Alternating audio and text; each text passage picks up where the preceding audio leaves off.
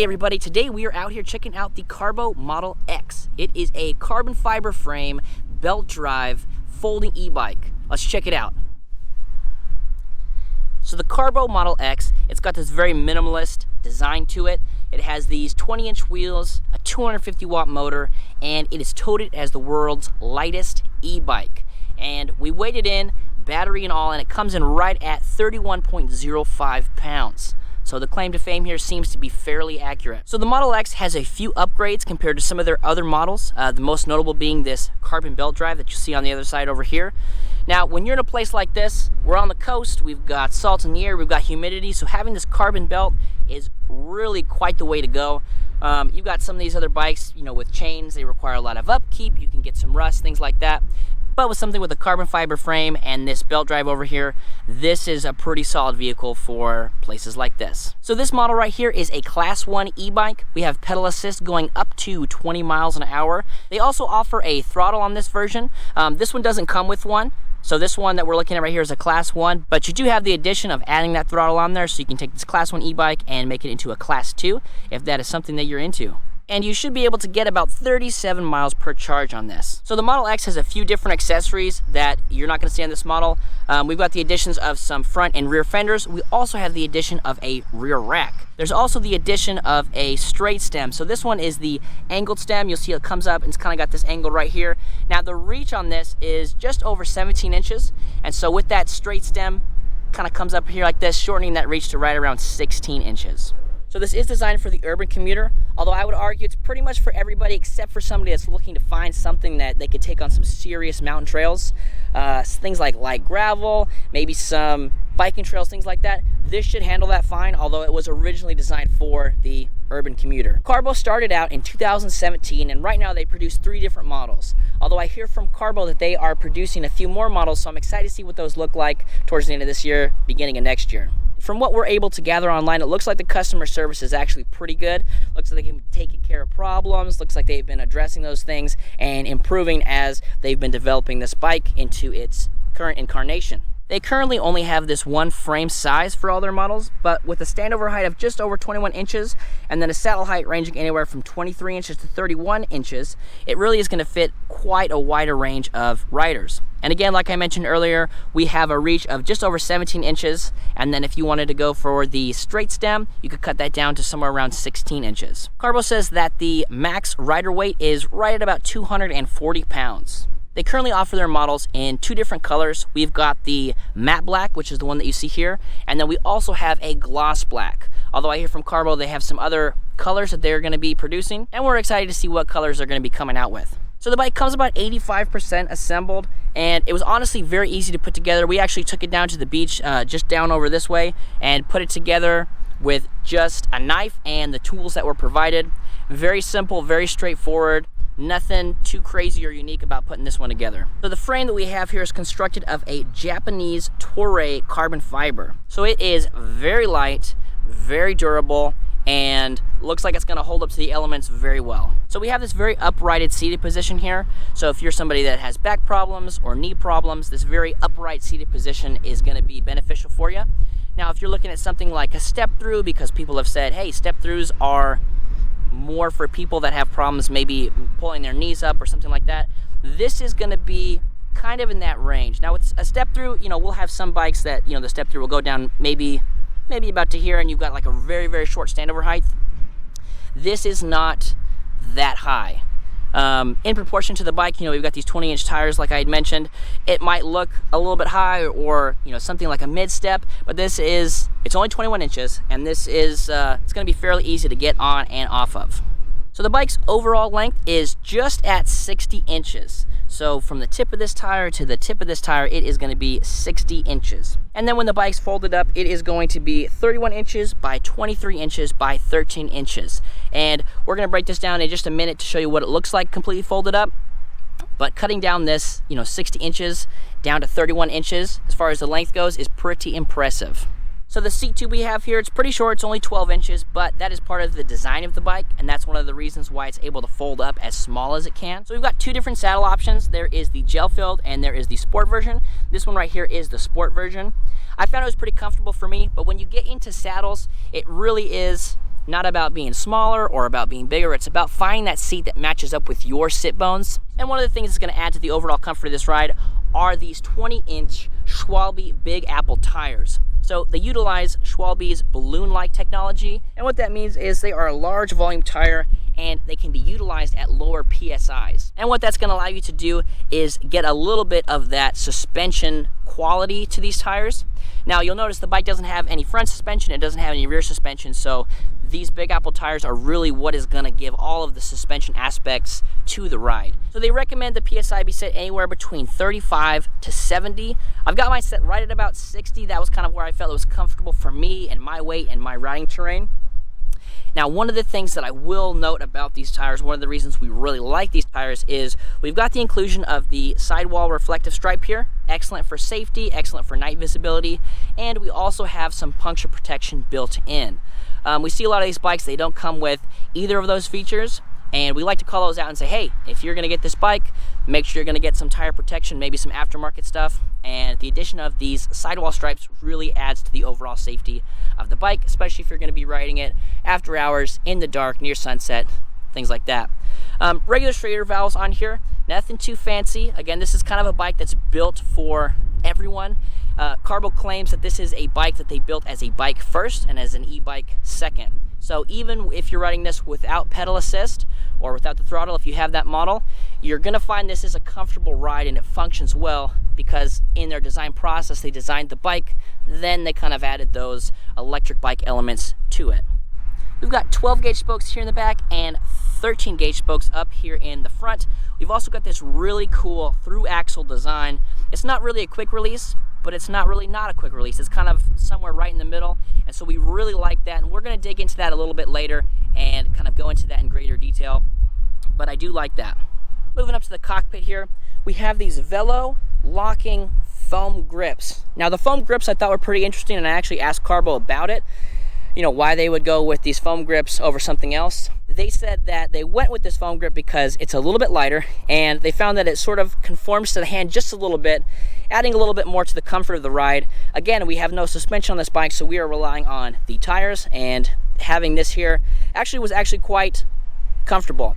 Was pretty surprised that something that was foam, it didn't sweat, I didn't feel like I was sticking to it. It was comfortable, it did conform to my hand, and I do think it enhances the comfort of the ride. We've got dual hydraulic disc brakes on here. Both of these discs measure at 160 millimeters, both in the front and the rear. Very responsive. They were perfectly tuned out of the box, so that is cool. One of the things that you get when you get a bike that's shipped to you, unless you take it to a professional to set it up, the hydraulic disc brakes are something that, you know, they can get banged around with the shipping. So it's kind of hit or miss, I imagine, with pretty much every bike, but this particular model that I got, they were ready to roll right out of the gate. We've also got a quick release here for adjusting the cant of the handlebars. I've kind of got these set up where I like it, but if you wanted to do something a little bit more forward, a little more backward, you can make that adjustment really easily right here. Now we've got the computer monitor here. You turn the bike on, there is a button right here in the back, so go ahead and do that. And this is going to show us a couple of things. It's going to show us what pedal assist level we're in, and we have off, eco, tour, sport, and turbo. Turbo being the highest one here. And so it's going to show us a couple different things. It's going to show us our current speed, how far we've ridden in this trip, and the battery level. We can also change what we're looking at with the mode button here, so we can see our current time. We can see some trip stuff. We've got average speed, max speed, how far you've ridden this trip. It's also going to show us things like errors, if any, and it's also going to show us the walk mode. Now we'll get into the walk mode a little bit later in the ride test portion of the review. Head to the back here, we've got this 250 watt Bafang geared rear hub motor. This thing generates about 45 newton meters of torque. Now 45 newton meters is a little bit on the lighter side. We'd like to see this maybe closer to 55, maybe upwards of there. However, based on where you're going to be riding it and the weight of this bike, the 45 newton meters seems to be enough to cruise around, go up some slight hills, and we'll put that to the test later, but in the riding that I've done so far, that has not been an issue. The Model X's pedal assist, it utilizes a torque, speed, and cadence sensors. So you've got the trifecta of pedal assist sensors at work here. Carbo also offers a 350 watt upgrade to this model as well. So the carbon belt drive has a gear ratio of 83/26, and the belt that it comes with is a Power Grip HTD 1304. And then up here we have some unbranded cranks and these Welgo folding pedals. Everything here seems to function as intended. And then back on the other side, we've got this very minimalist design kickstand. Really fits in with the overall theme of the bike. I like where it's placed. No rubbing, no issues there. And when the bike's folded, this is gonna pop up and it fits in a really good spot. I also like the distance from the cranks to here. So that pretty much covers the details of the bike. Let's pop this C-tube out and see what this battery is all about. All right, so to undo this battery, we're gonna pop down here. And the battery connects just up under here. We're gonna pull this little lever and pop it out, and we are good to go. We got a little cap here to cover this up when it's not in use. And we'll pop back up here. See if we can do this one-handed. Get her nice and loose, and then we'll just pop this up. And there we go. That is the battery. So this is a 36 volt Samsung battery. It utilizes 3500 milliamp cells, and we've got 7.8 amp hours and 252 watt hours on this. It does have a lithium-ion construction, pretty standard in the e-bike industry. It takes about 4 hours for a full charge.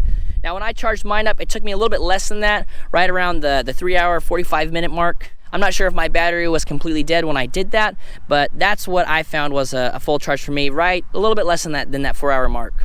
And once your battery is fully charged, you should be getting anywhere between 19 to 37 miles, depending on your terrain and your pedal assist level. The charger that comes with it weighs about 0.84 pounds, and it is just a standard 2 amp charger. It is going to plug in right up here in the top. Got a nice simple connection here under the saddle. And also in the back here, we have this USB port. Now, there's a couple things you could use this for. You could use this for charging your smartphone or a smart device. But Carbo also has a removable USB-powered tail light that you can purchase from them, and that is something that you can utilize there as well.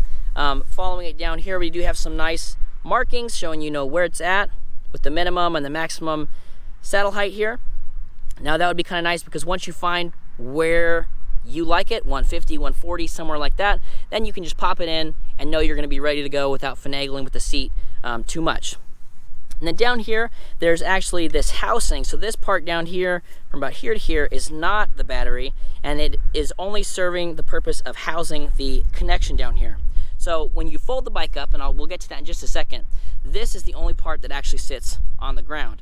And so this allows the cord to stay here without getting pinched or messed up or something like that. So we'll go ahead and throw that back on and show you what the bike looks like folded up, and then we'll unfold it and take it out for the test ride. Alright, so this is what the bike looks like fully folded up.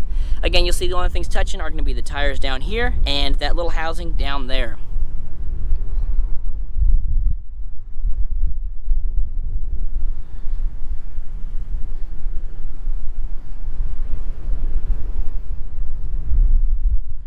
We've also got the nice little addition of these two little spring-loaded magnets right here to keep the bike together.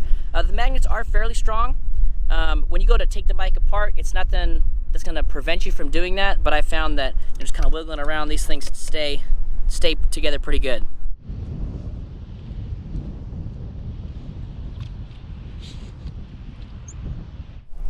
They say before you do anything, it's better to walk before you run, so let's go ahead and talk about the walk mode.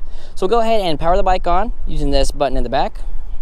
And then to use the walk mode, super simple. All you're going to do is hold down this down button and it will activate the walk mode. And we're off. And it's a very easy pace, nothing too fast, just an easy jaunt here.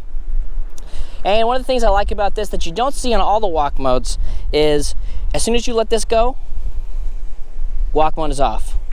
So that is something that's really cool to see. You'll have some of these where you hold it down for 3 seconds, it'll take you into walk mode, and you got to hold it down for 3 seconds again to turn off walk mode. But with this one, I like it because if I'm going, see, we're walking,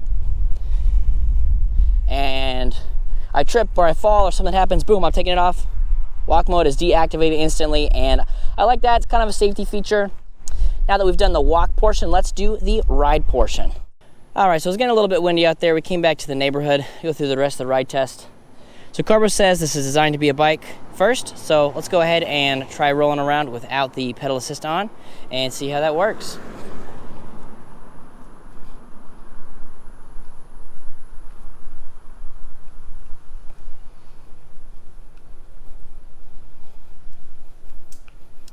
Yep, it is a bike. So the belt drive here is super smooth. Obviously we're not getting any sort of pedal assist, but the gear ratio they got set up is pretty solid. I could definitely see myself just pedaling around without using the pedal assist whatsoever. So that is pretty cool. Getting up to that 12, 13 mile an hour mark unassisted. That is cool. And I think if I really wanted to, I could probably hit that 15 mile an hour mark pretty easily. Okay, so let's see what pedal assist level 1 looks like. All right, let's go ahead and put pedal assist level 1 on. This is the eco mode. Yep, getting a little bit of that boost there. Very smooth. And you know, even if we've had this pedal assist on turbo, the pedal assist on this thing is smooth as butter. I think I mentioned in one of our recent reviews that we were on a bike that had the smoothest pedal assist that I ever been on, and I think this one might be giving it a run for its money. And over here at pedal assist level 1, we're able to hit that 13 miles an hour. Again, you know, that was something we were hitting without pedal assist, but I'm putting basically no effort into this thing whatsoever. So let's go ahead and check out pedal assist level 2. And we'll go ahead and put in pedal assist level 2. This is the tour mode. Again, pedal assist is just super smooth. Give me just a little extra juice that we weren't getting from pedal assist level number 1. And I'm putting in no effort, still cruising right around that 13, 14 mile an hour mark. And I don't know if I can emphasize how little work I'm actually putting into this thing. All right, let's go ahead and kick it up into pedal assist level 3. This is the sport mode. Definitely giving me some extra juice there. Very nice. Now the model that we got here, it is the UK version, so it does only go up to 15 miles an hour. The US version, it normally does go up to 20 miles an hour, but for this ride test, we're only gonna be hitting that 15 mile an hour mark. So just keep that in mind. We should be getting an extra 2 to 3 miles an hour probably at this point. And then if we go ahead and kick it up into turbo, it's still gonna be hitting that 15 mile an hour mark. You're really gonna be able to see the turbo shine going from the stop. So we'll go ahead and slow down. This is the part where we're really gonna see the difference between turbo and sport. So we'll put it back on turbo from the standstill, and we'll start pedaling, and we are up. And we get to 15 miles an hour right now. So very quick, 0 to 15. And again, I cannot stress how little effort I am putting into this bike. I mean, nothing. I almost feel like maybe not necessarily like the bike's taking over at some point, but I mean, just no effort whatsoever. And I'm cruising around, you know, at 15 miles an hour in the 2 highest pedal assist levels, which we would be seeing maybe like a 16, 17 miles an hour out of sport, and then probably hitting that 20 mile an hour plus right there with the turbo. All right, so while we're out and about, we'll go ahead and do a little brake test on this one. We'll get going up to say the 15 miles an hour there and give her a good brake. Very quick, maybe like 3 or 4 feet actually. Let's go ahead and do one more of those. Get going up to that 15 miles an hour.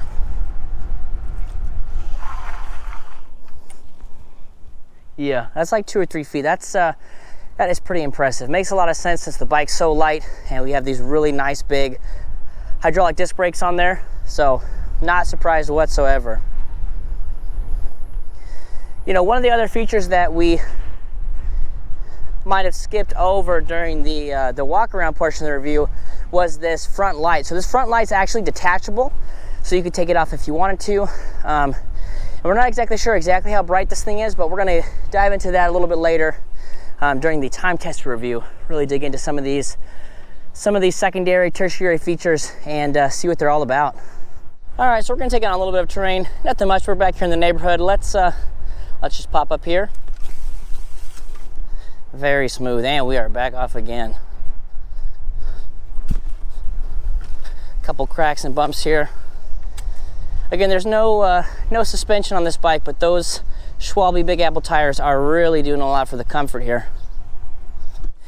We've got a lot of those cables and wires that are integrated into the frame, so we're missing a lot of those zip ties or other sorts of cable management systems that you would put on the outside of the bike, and then you have the possibility of those clacking around, maybe making some noises. But I'm really not getting anything. And you know, with these tires, I'm not even getting a whole lot of road noise. I don't know if that's going to come through in the recording, but it just feels buttery smooth. All right, guys, that is going to do it for our review of the Carbo Model X. If you want to know more or you want to pick one up for yourself, I'll put a link to Carbo's website down below.